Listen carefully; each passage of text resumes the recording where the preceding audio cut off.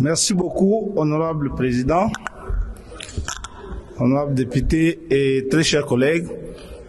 Je vais intervenir sur les deux lois, juste quelques petites apportations à propos précisément de la langue anglaise ici par rapport à l'intervention de mes prédécesseurs autour du caractère officiel ou pas.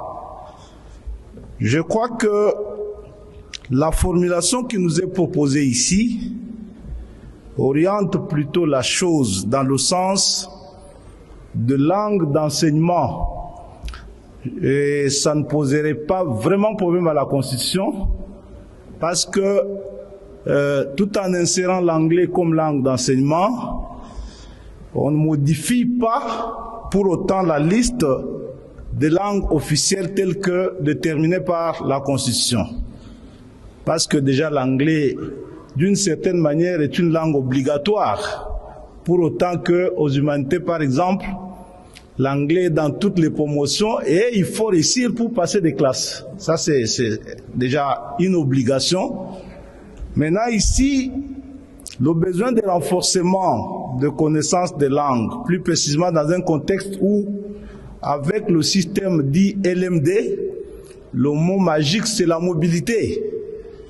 Parce que la mobilité, elle concerne aussi bien les étudiants, mais aussi les enseignants. Aujourd'hui, lorsque nous ferons venir des enseignants du Royaume-Uni ou des États-Unis, ils vont dispenser leurs cours, bien évidemment, en anglais.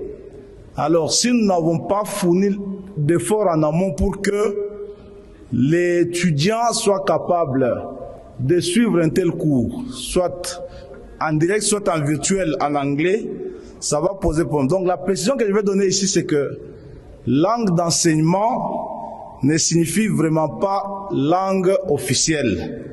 Donc on peut bien évidemment rendre obligatoire une langue comme langue d'enseignement sans forcément violer la Constitution qui énumère une liste fixe des langues d'enseignement et des langues officielles. Pour ce, je pense que cette loi tombe à pic avec des réformes dans le secteur de l'éducation nationale dans son ensemble et qu'elle mérite notre accompagnement pour qu'elle soit adoptée à l'unanimité.